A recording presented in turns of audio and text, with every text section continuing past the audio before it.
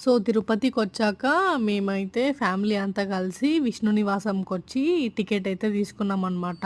ఎంతమంది రష్ ఉన్నారంటే లిటరల్లీ దీని బదులు మెట్ల ద్వారా ఎళ్ళడం అయితే చాలా బెటరనమాట. సో, ఇప్పుడంతా సిస్టమ్ అంతా చేంజ్ అయింది. రూల్స్ అన్నీ చాలా చేంజ్ అయినాయనమాట. అప్పుడు మేమెళ్ళినప్పుడైతే అంటే నేను ఇంటర్ అయిపోయిన తర్వాత ఎళ్ళినామనమాట ఫ్యామిలీ అంతా. మా ఫ్యామిలీ అంతా కలిసి.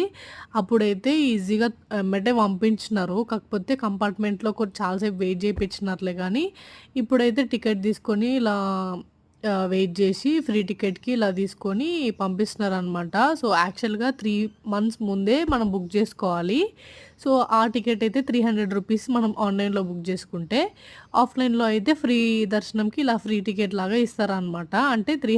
300దే ఆ టికెట్ కానీ, మనం లైన్‌లో వెయిట్ జేసి తీసుకుంటాం గాబట్టి ఫ్రీ టికెటే అనమాట.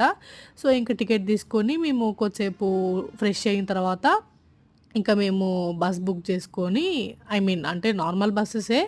అక్కడున్న తిరుపతి బసెసే. బట్ ఏసీ బసెస్‌లో మేము కూర్చొని ఇంకా మేము పైకైతే వచ్చేసినామనమాట కొండపైకి.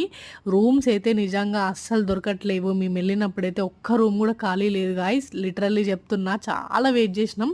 అండ్ ఫస్ట్ టైమ్ మేమైతే ఇలా ఫుట్‌పాత్ మీద అయితే పడుకున్నామనమాట కొద్దిసేపు రూమ్ దొరికేంత వరకు.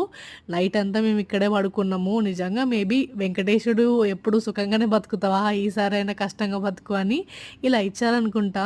అన్నీ ఆ వెంకటేశ్వరి లీలలు.